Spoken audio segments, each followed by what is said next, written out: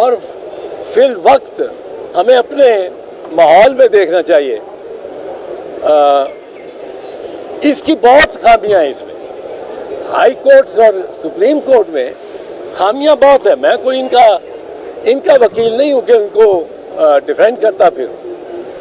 خامیاں عدالتی نظام میں بھی ہیں, خامیاں ججوں کی اپوائنٹمنٹ کے طریقے سے بھی ہیں, خامیاں ان میں ججوں کی مراعات اور جو ان کو پریویلیجز اور کانسٹیٹیوشنل گارنٹیز دی جاتی ہیں کہ ان کو کوئی دیکھ نہیں سکتا, پوچھ نہیں سکتا. تو بہت خامیاں ہیں. لیکن یہ ججز کا بھی میں آپ کو بتا دوں, اور یہ نون لیگ کو اس پہ واضح طور پہ کچھ خبر پہنچنی چاہیے. وہ یہ ہے کہ اگر تو سپریم کورٹ کے اندر جھگڑا ہے, وہ سپریم کورٹ اس کو ریزالو کرے نہ کرے, وہ ججوں کا معاملہ اگینسٹ دا چیف جسٹس ہے, اس میں بھی جائز مطالبات ہیں. لیکن وہ ججوں کا, اور جج بھی سوچتے ہیں یہ ہمارا اپنا بات.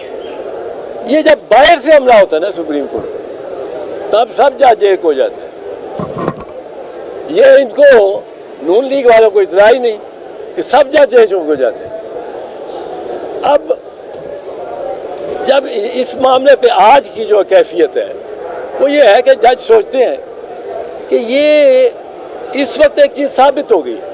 ثابت کیا ہوا ہے کہ اگر آپ سپریم کورٹ کے جج ہیں تو 24 گھنٹے آپ کے ساس کی, آپ کے سسر کے, آپ کے دادا کے, آپ کے پڑدادا کے, پڑنانی کے, آپ کے بچوں کے, آپ کے پوتوں کے, پوتیوں کے, نواسیوں کے, آپ کے بھانجوں بھتیجوں کے.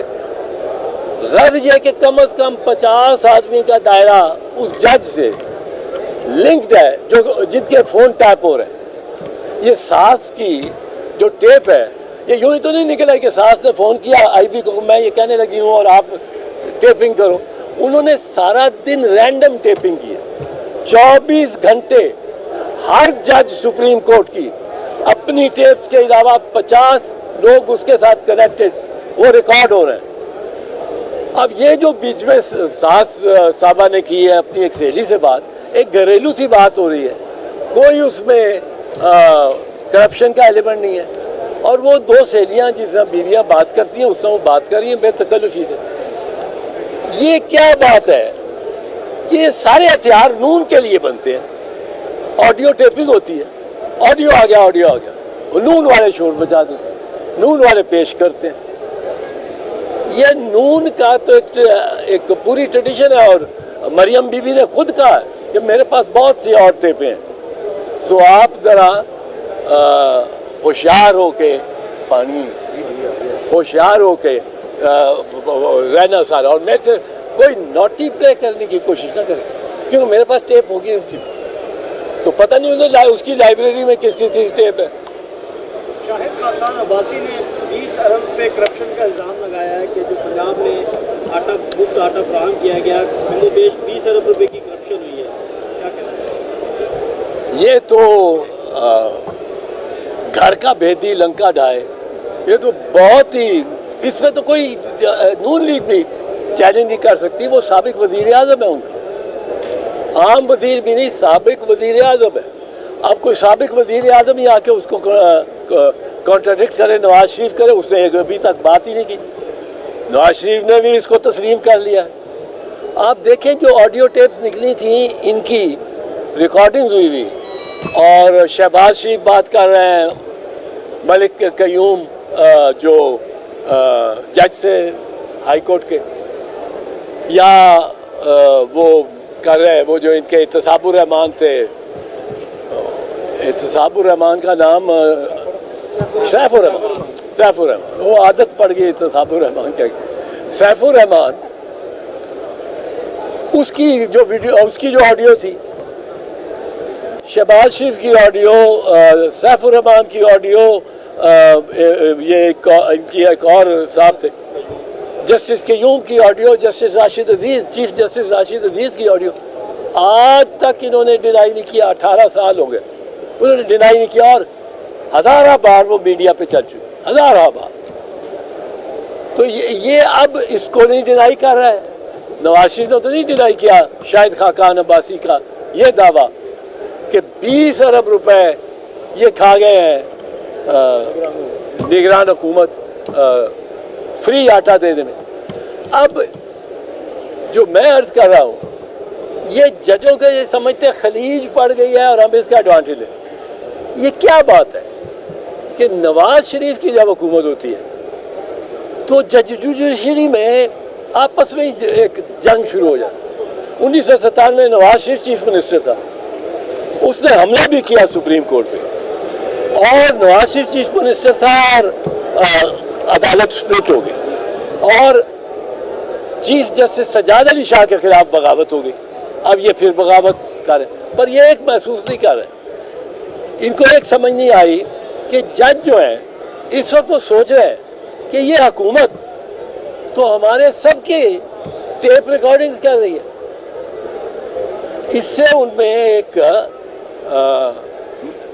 एक किस्म की नफरत ना भी कहें तो एक किस्म की उनको झिझक महसूस हुई है इन जजों के बारे में। अच्छा साहब, ये फरमाइएगा कि ये जो सास बहू की जो ऑडियो चल रही है, साथ में शाह साहब के बेटे की भी ऑडियो चल रही है, जो ऑडियो का सिलसिला निकला, इसकी कॉन्स्टिट्यूशनल हैसियत क्या है इन ऑडियोज़ की कॉन्स्टिट्यूशनल हैसियत जब तक इनको खुद जिसने रिकॉर्डिंग की है खुद वो आके पेश होके, जिस आप फोटोग्राफ को अदालत में पेश करते हैं। अब आर्टिकल 164 जो कानून शहादत का आया उसमें ये न्यू एड्स फॉर एविडेंस, नई जो सहूलतें दरियाफ्त हो गई हैं, ईजाद हो गई हैं, उनको करने का तरीका वही है कि वो आए जिसने टेप रिकॉर्डिंग की है, वो कहे जी ये टेप रिकॉर्डिंग मैंने की थी, ये ओरिजिनल है, ये आपके सामने अदालत में पेश की गई है, इनमें कोई फ़र्क नहीं, कोई कट और ब्रीद नहीं हुआ, कुछ नहीं हुआ और ये परफेक्ट, और फिर उसकी जिरा भी हो। अब उससे पहले ये बिल्कुल इनएडमिसिबल है। क्यों इनएडमिसिबल है? आपने देखा साकिब निसार की, जस्टिस साकिब निसार की, उन्होंने पहले भी एक ऑडियो निकाली थी। वो गिलगित बल्तिस्तान में बैठे हुए अपने रजिस्ट्रार से कह रहे हैं कि उस जज को कहो जाके कि फ़लाँ केस में ज़मानत नहीं लेनी, और वो बड़ा हाई प्रोफाइल केस था। ये चीफ जस्टिस टेलीफोन पे एक अपने मातहत को कहेगा कि तुम जाके एक जज को कहो, हाई कोर्ट के जज को। मतलब ये तो इस तरह तो हो भी नहीं सकता। तो इन्होंने वो ये हमारा जो टीवी चैनल है समा, उसने 4 घंटे में वो डिस्ट्रॉय कर दी थी, वो दिखा के कहाँ से कट एंड पेस्ट करके उन्होंने जुमले और ये वो जोड़े हुए। तो इनकी इस वक्त तक तो हैसियत नहीं है। इसकी ये हैसियत है कि जो मैं पहले अर्ज कर रहा हूँ कि जजों को ये इत्तला हो गई है कि हमने फ़ोन करना है या मेरे पोते ने फ़ोन करना है या मेरी दादी ने फ़ोन करना है, तो वो एहतियात से रहे। वो अपने सारे रिश्तेदारों को बुला के वो कह रहे हैं ऐसी फजूल गल कर देना। एक तो ये उनको इल्म हो गया कि ये टैपिंग और कोई नहीं कर सकता, ये गवर्नमेंट कर रही, और अगर नहीं कर रही कोई और एजेंसी कर रही है तो गवर्नमेंट उनको प्रोटेक्ट नहीं कर रही जजेस को, उस एजेंसी के आगे झुकी हुई है। दूसरी बात, जो जजेस को जिसने यकजा कर दिया वो ये है, ये जो पार्लियामेंट के बाहर, पार्लियामेंट के अंदर की बात मैं नहीं कर रहा हूँ, उसमें एक प्रिविलेज आ जाता है तो उसको हम इस वक्त छोड़ते हैं। पार्लियामेंट के बाहर ये जो बड़के लगा देते हैं, राना सनाउल्लाह, मरियम, और जो जजों के खिलाफ, और ये साकिब निसार झूठे हो। ओ भाई साहब, बीबी वो आपका चीफ जस्टिस रहा है, अब जजेस के साथ पास आप रिलीफ लेने को जा रहे हो। सब जज कहते हैं कि अब हम अपने चीफ जस्टिस को भेज देंगे इनकी जिरा के लिए, तो चीफ जस्टिस तो चीफ जस्टिस रहेगा, वो साकिब निसार हो, वो उमर अताब बंदयाल हो, वो आसिफ खोसा हो, वो कोई हो, वो चीफ जस्टिस, वो काजी फैजी सा हो, वो मंसूर अली शाह हो, एजाजुल हसन हो, वो चीफ जस्टिस रहेगा। अब चीफ जस्टिस को या किसी जज को वो तैयार नहीं कि भेजें जिरा के लिए, تو یہ انہوں نے نون لیگ نے ویسے ہی ذرا جو ججز میں ایک مشترکہ گریونس کریٹ کر دیا. یہ وہ کہتے ہیں پرواہ نہیں, وہ کہتا ہے رانا ثناء اللہ کہ کھینچ کے لائیں گے جج, تو وہ جج کھینچنے کو تیار نہیں ہے. سب مذاکرات کا کیا دیکھ رہے ہیں کہ مذاکرات کامیاب اگر نہ ہوئے تو کس سمت میں جائے گا؟ دیکھیں مذاکرات کس طرح کامیاب ہو سکتے ہیں؟ بدقسمتی سے جب مسلم لیگ نون کے جو گورنمنٹ کے مین بندے ہیں, رانا ثناء اللہ کہا کہ ہمیں نہیں مذاکرات کی ضرورت, وہ مریم کی جتنا جارحانہ آپ نے تقاریر اور وہ سنی, لا وہ ڈیفینس منسٹر کیا ہے بالکل نہیں کر رہے مذاکرات, کیوں کر رہے ہو مذاکرات؟ اور میاں محمد نواز شریف اپنی ایک چوٹی پہ بیٹھا ہوا ہے کہ جب ہم بینچ کو ہی نہیں مانتے تو اس کے فیصلے کو کس طرح مان سکتے ہیں. میرا خیال ہے کہ نون نے آج اپنے آپ کل تک, ابھی آج تو ہو رہے یا جا رہے ہیں, اتنا ماحول میں آلودگی بھر دی ہے کہ جج کون ہوتے ہیں, کیا ہوتے ہیں, اور یہ اپوزیشن یہ جو ہمیں جو پھر وہ بادشاہ سناتے ہیں, تو انہوں نے کوئی گنجائش چھوڑی نہیں مذاکرات کو سیبوٹاج کرے. سر آخری سوال ہے, آپ نے ابھی بات کی ہے کہ عدالتی نظام میں خرابیاں ہیں. جسٹس ریٹائرڈ شوکت صدیقی نے یہ دعویٰ کیا ہے کہ پچھلے ایک اعلیٰ عہدے کے جو ہے سربراہ نے آ کے ان کو کہا تھا کہ نواز شریف کو سزا دلوانی ہے, نااہل کرنا ہے, اگر نہ ہوئے تو ہماری 2 سال کی محنت ضائع ہوگی. تو دوسری مخالفین بھی یہ الزام لگاتے ہیں کہ عدالتی نظام ایسا ہے, ہم بے قصور ہیں, ہم نے کچھ نہیں کیا. تو آپ کیا سمجھتے ہیں انہوں نے کچھ نہیں کیا؟ اچھا, یہ آپ نے لاسٹ جو سینٹنس بولا ہے نا, نرمی سے بول دیا پر وہ کروشل ہے, کچھ نہیں کیا انہوں نے. میں یہ کیا سمجھتا ہوں عدالتی نظام میں بہت نقص ہے. میں 20 سال سے لگا ہوں, 20 سال سے کنسسٹنٹلی کہ 184(3) کی جو جورسڈکشن ایکسرسائز کرے سپریم کورٹ, تو اس کی اپیل ہونی چاہیے. آپ کے پاس اپیل ہی کا ہی کوئی حق نہیں ہے. اب میں کہہ رہا ہوں کہ اپیل ہونی چاہیے. اب اپیل یہ ڈال رہے ہیں جو کہ ایک اچھی بات ہے, پر ڈال غلط طریقے سے رہے ہیں. اپیل اگر آپ نے ڈالنی ہے 184(3) میں ایک اپیل کا حق دینا ہے تو اس کے لیے آئین کو تبدیل کرنا پڑے. آئین کے مطابق اس وقت 184(3) میں وہ فائنل ہو گیا, فیصلہ جس دن آیا فائنل ہو گیا.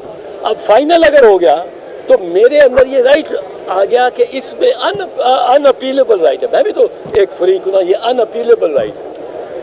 اب یہ ان اپیلیبل رائٹ, اس میں آپ اپیل ڈالیں, بہت اچھا ہے, آئی ایم ود اٹ, میرے 20 سال کا مطالبہ. پر آپ اس طرح نہیں ڈال سکتے کہ آپ بھاگتے بھاگتے رسی پہ ٹنگے ہوئے کپڑے کو ہاتھ لگائیں اور وہ صاف ستھرا ہو جائے. اور اس طرح نہیں. یہ آپ کو جو مناسب کام ہے وہ بھی مناسب طریقے سے اور ضابطے سے کرنا. یہ اس میں جو ان کا لا ہے اس میں بہت اچھی خوبیاں ہیں. یہی کہ ریویو میں وکیل بدلنے کی اجازت ہے, یہ بہت اچھی بات ہے, ہونا چاہیے.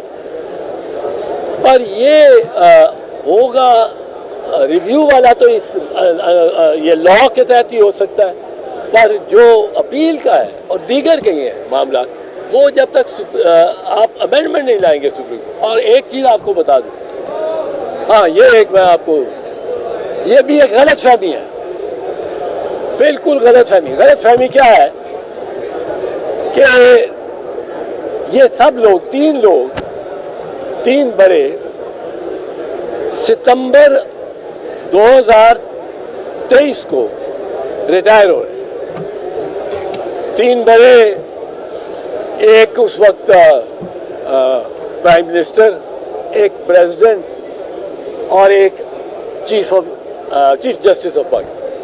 یہ کہتے ہیں یہ جن کے 2 پریزیڈنٹ اور چیف جسٹس یہ فارغ ہو گئے تو ہماری موج, اور ان کو دتکار دیا جائے گا, ہم اپنا صدر لے کے آئیں گے. वही एक चीज याद रखो, सदर नहीं आ सकता जब तक इलेक्टोरल कॉलेज ना कंप्लीट हो, नया सदर नहीं आ सकता, वही सदर चलेगा। उसके बारे में क्या लिखा है? The president shell serve for a term of 5 years and may continue until his successor takes office। अब सक्सेसर उसने तो वोट डालना है पंजाब की असेंबली में भी, खैबर पख्तूनख्वा की असेंबली में भी। सदर आप अपना वफाकी सदर इलेक्ट कर सकते हैं 2 असेंबलियों को निकाल के, उनके इलेक्शन ना हुए हों, ये मुमकिन ही नहीं है। उनके इलेक्शन होंगे, इलेक्टोरल कॉलेज कंप्लीट होगा, फिर सदर अलवी की जाके जब कोई नया सदर आएगा तो अलवी से जान छूटेगी आपकी, उस वक्त नहीं छूटती। He is to continue till his successor steps into the office। अब ये लोग समझते नहीं, कह रहे हैं कि जी वो जाएगा, प्रेसिडेंट जाएगा और चीफ जस्टिस जाएगा तो हम निपट लेंगे बाकी जजेस से। हम आपको उस वक्त भी निपटना नहीं देंगे, हम वकला उस वक्त भी नहीं होगा, उस वक्त भी हम चीफ जस्टिस फैज ईसा के लिए भी हम निकलेंगे। If he becomes the chief justice, and he will, why should he not? We will be on the road to protect his tenure, his rights and his authority। वकला उसके लिए भी निकलेंगे, फैज ईसा, वकला एजाजुल हसन के लिए भी निकलेंगे, वकला मंसूर अली शाह के लिए भी निकलेंगे, या अफरीदी के लिए भी निकलेंगे। ये चीफ जस्टिस आ रहे हैं, तो इसमें कोई रियायत कोई नहीं होनी चाहिए कि जी हम एक चीफ जस्टिस और दूसरे में इम्तियाज करते हैं, बिल्कुल नहीं करते। हमारे लिए काजी फैज ईसा भी वैसे ही चीफ जस्टिस होगा जैसे आज उमर अता बंदियान है। अब इसमें मैं ये सिर्फ एक नई बात आपसे करना चाहता था, वो कि सदर से आपकी जान नहीं छूटेगी भाई साहब। सदर उस वक्त तक चलेगा जब तक नया सदर इलेक्ट होके और उसकी जगह नहीं आएगा। वो इलेक्शन कब होगा? जब पंजाब की असेंबली, सरहद की असेंबली मुकम्मल हो गई होगी। जब वो मुकम्मल हो गई होंगी तो उस वक्त सारे वफाक का वोट होगा प्रेसिडेंट के लिए। ये पंजाब को और खैबर को या कोई 2 सूबों को छोड़ के आप इलेक्टोरल कॉलेज मुकम्मल नहीं कर सकते। और ये कब होगा? जब इलेक्शन होंगे। इलेक्शन किसके होंगे? पंजाब के और खैबर पख्तूनख्वा के। तो जो भी है इनको ये होश के कान लेने चाहिए कि इलेक्शन होने ही है। और इलेक्शन मैं आपको यही बता दूं, इलेक्शन उस दिन होंगे जिस दिन सुप्रीम कोर्ट जो डिटरमिन करेगी, किसी की मजाल नहीं होगी उससे देरी करने की। ये 14 दिसंबर इन्होंने गुजार ली है, एक इसको ह्यूमनली इम्पॉसिबल बना दिया, ह्यूमनली इम्पॉसिबल कि 14 दिनों में आप सारी लिस्टें भी पहुंचाएं, पोलिंग स्टेशन भी सामान पहुंचाएं, सारा कुछ। अब सुप्रीम कोर्ट